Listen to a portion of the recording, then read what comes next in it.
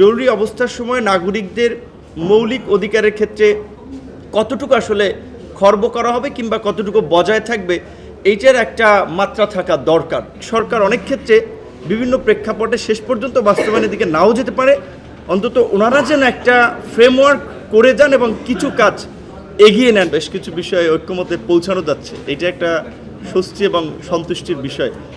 বিশেষ করে আজকে যে দুটো বিষয় নিয়ে আলোচনা হয়েছে, মোটামুটি একটা তো পুরোই ঐক্যমত হয়েছে, যেটি আমাদের উপজেলা পর্যায়ে যে অধস্তন আদালতের কার্যক্রমকে সম্প্রসারিত করা। যদিও আমরা দেখেছি যে আপনাদের নিশ্চয়ই সকলের মনে আছে, সামরিক স্বৈরশাসক এরশাদের সময় কিন্তু হাইকোর্টের বেঞ্চ ঢাকার বাইরে নেওয়ার হয়েছিল।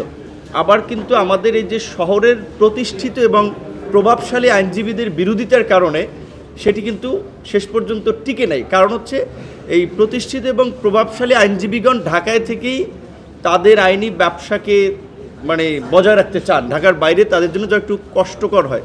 তো ঠিক এই উপজেলা পর্যায়ে আপনারা দেখবেন যে এখন যেটা দীর্ঘদিন ধরে আছে, দ্বীপাঞ্চল কিংবা বিচ্ছিন্ন এলাকা বিবেচনায় ভৌগোলিক দূরত্ব, জনসংখ্যা যেটা আছে, এখন কিন্তু আরও সেটা বৃদ্ধি করা দরকার।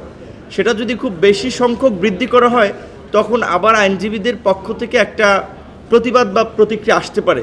সেই ক্ষেত্রে আমরা কমিশনকে এটা বলেছি যে রাজনৈতিক সরকার অনেক ক্ষেত্রে বিভিন্ন প্রেক্ষাপটে শেষ পর্যন্ত বাস্তবায়নের দিকে নাও যেতে পারে, অন্তত ওনারা যেন একটা ফ্রেমওয়ার্ক করে যান এবং কিছু কাজ এগিয়ে নেন। যে উপজেলা পর্যায়ে আমরা যেটা অধস্তন আদালতের কার্যক্রমকে প্রসারিত করা এবং বিশেষ করে সহকারী ম্যাজিস্ট্রেটদের সেখানে ব্যয়ের ক্ষেত্রে যে একটা সীমা, সেটি যদি এখানে উল্লেখ করা হয় নাই, কিন্তু 40 থেকে 50 লাখ পর্যন্ত এই বিষয়টা নিয়ে সবাই আলোচনা করেছে এবং এই বিষয়টাতে পুরোপুরি একমত। দ্বিতীয় যে গুরুত্বপূর্ণ বিষয়টি, যে জরুরি অবস্থার বিষয় নিয়ে, যেটি আপনারা ইতিমধ্যে শুনেছেন যে জরুরি অবস্থাটা থাকা প্রয়োজন, সেটা বিভিন্ন বিবেচনায়, প্রাকৃতিক দুর্যোগ কিংবা ধরেন কোনো মহামারী বিবেচনা, অনেক ধরনের কারণে হতে পারে। কিন্তু এইখানে আমরা যেটা দেখেছি অতীতে, আসলে জরুরি অবস্থা রাজনৈতিক হাতিয়ার হিসেবে ব্যবহার করা হয়েছে। সেটা 74 সালে কিংবা সামরিক শাসন আমলে 90-এর আপনার 86-87 দুবার, আর লাস্ট 3বার তো আমরা দেখলাম সেই সময় সরকারের পতন হয়ে গেছে, যখন তারা নাগরিকদের অধিকারকে খর্ব করার চেষ্টা করেছে। শাইনি চুলে এখন হবে সব হেয়ারস্টাইল, সিল্কোর দ্বিগুণ শাইনি চুল প্রতিদিন। সেই বিবেচনায় আমরা যেহেতু একটা অভ্যুত্থান পরবর্তী সময় একটা নতুন সেটেলমেন্টের কথা ভাবছি, সেই জায়গা থেকে আমরা এটা পরিষ্কার করে বলছি যে জরুরি অবস্থার সময় নাগরিকদের মৌলিক অধিকারের ক্ষেত্রে কতটুকু আসলে খর্ব করা হবে কিংবা কতটুকু বজায় থাকবে এইটার একটা মাত্রা থাকা দরকার।